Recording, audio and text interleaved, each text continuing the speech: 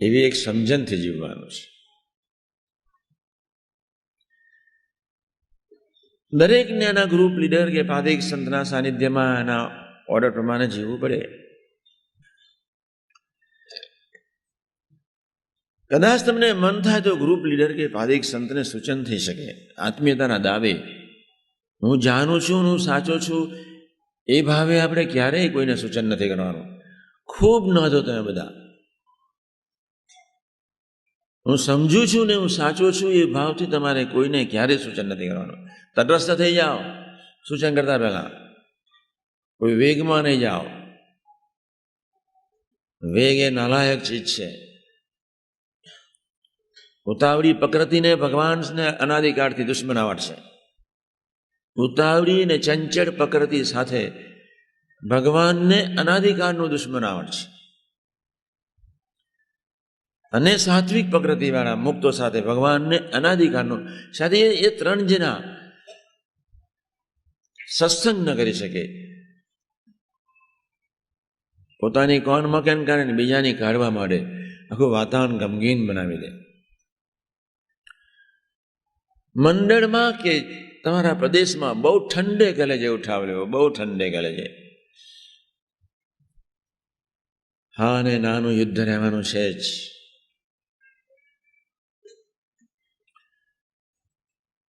મેં એમને એક બહુ સરસ સૂત્ર વાંચ્યું હતું રામકૃષ્ણ પરમહંસનું. રામકૃષ્ણ પરમહંસ માં શારદા નાગમા સાહેબ બધી મંડળીને એક જ વાત કરે, સુખી થવું છે, જ્ઞાનની જરૂર નથી, ધર્મની જરૂર નથી, તપસ્યાની જરૂર નથી, ભક્તિની જરૂર નથી. સરળ થાવ, સાદા બનો.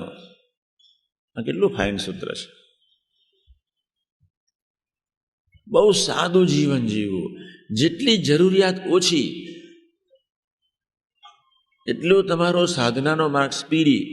જેટલા તમે સરળ એટલો તમારો માર્ગ સ્પીડી, તમારો સંબંધ ન તૂટે. આ એક શબ્દો બહુ અગત્યના છે. સાદું જીવન, સરળ જીવન,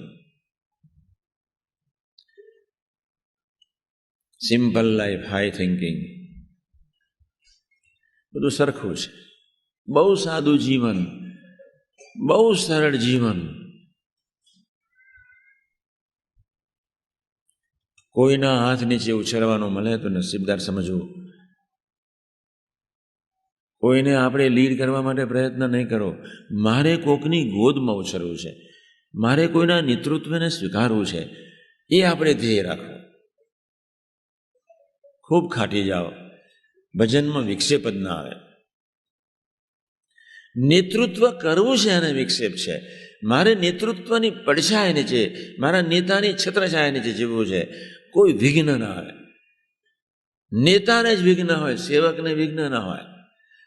એમાં સાત્વિક નેતા તો મરી જ જવાનો છે. એ આ જન્મે આધ્યાત્મિકતામાં એની એન્ટ્રી નહીં લઈ શકે. એટલે સાત્વિકતા જેના હૃદયની વિશે વસેલી છે એને અંતરથી સંકલ્પ કરવો પડશે, આત્મીય બનો.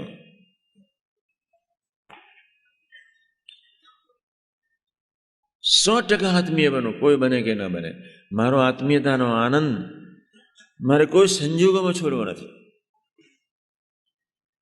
2-5 સેવકો થઈને ચર્ચા કરો, ખુલ્લા દિલની વાતો કરો, ભૂલી જાઓ. સભામાંથી બહાર નીકળ્યા અને પછી વિસ્મૃતિ, એનું નામ આત્મીયતા. સભામાંથી બહાર નીકળ્યા, તમારી ગ્રુપ ગોષ્ઠી અથવા તમારી મિટિંગથી બહાર નીકળ્યા પછી ચર્ચા વિચારણા, એના જેવું કોઈ પાપ નહીં. આત્મીયતાનું ભયંકર ખંડન છે. ભગવાનની ક્રોનિક ઉપેક્ષા છે. ભજન કરો, રડીને ભજન કરો. છેવટે હું કે કોઠારી સ્વામી સાથે મળીને ગોષ્ઠી કરી લો. તમારો આનંદ ન જવો જોઈએ, તમારો સંબંધ ન તૂટવો જોઈએ. કશું જ બગડવાનું નથી, કશું જ બગડવાનું નથી. બધું સરસ થઈ રહ્યું છે. તમને ઊંડાણ આપવું છે. તમે આત્મીય નહીં બનો, તમે ઊંડાણમાં ક્યારેય નહીં જાઓ. તમે આત્મીય નહીં બનો, તમારે ગુણોની વિસ્મૃતિ ક્યારેય નહીં કરી શકો. તમે આત્મીય બનવાનો સંકલ્પ નહીં કરો, તમારો સ્વીકાર કરતા હરતા પણ ભગવાનને માની સહ સ્વીકારમાં તમે એન્ટ્રી નહીં લઈ શકો. આપણે બંને સાથે કરવું છે. તું કરતા હરતા બી તું છું, આત્મીય બનવું જ છે કરતા હરતા માનીને. આત્મીયતાથી ખૂબ સાધના સરળ થઈ જાય. આત્મીય બનવા માટે અંદરથી સંકલ્પ કરશો એટલે આમ તમારે હરેક પડે તું કરતા હરતા માનીને જીવવું જ પડશે. જે ટાઈમે જે વખતે જે કાંઈ પ્રભુ કરી કરાવી રહ્યા છે સારા જ માટે, મારા સારા માટે, સૌના સારા માટે થઈ રહ્યું છે એવો માનીને પીછેહટ કરવી. ચર્ચાનો વિષય નહીં. અથવા કોક ભગવદી કાર્યકર્તા હોય જેની ઢાંકની બહુ ઊંડી હોય, જેને કોઈનો અભાવ નથી, એવા કોઈ પાત્ર સાથે ચર્ચા કરવી, બાકી નહીં. હું સાવ નવરો છું, આવી જજો. કોઠારી સ્વામી સાવ નવરા છે. તમે કહેતા છો તમે હરિધામમાં જ રહીશું, આવીશું જ નહીં. તમે જ્યાં કહેશો તો અમે આવી જઈશું. અમે તો સાવ નવરા જ છીએ. પ્રશ્ન એટલો જ છે, આખું વર્ષ એ ગુરુ હરિનું સૂત્ર સમ સુરત ભાવન એકતા તરફ નજર રાખીએ છે.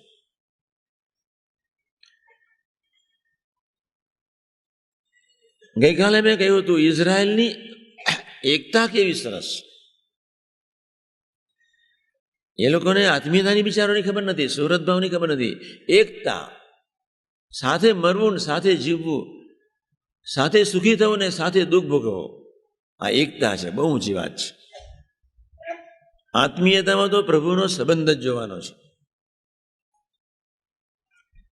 સુહૃદ ભાવમાં તો સંકલ્પ ક્રિયાને ભાવ એના ચરણોમાં, એ તો બહુ ઊંચી કક્ષા છે. 40 લાખની વસ્તીવાળી પ્રજા દુનિયાના પટાંગણ પર કોઈ એના તરફ નજર કરી શકતો નથી. એ લોકોની એકતા છે.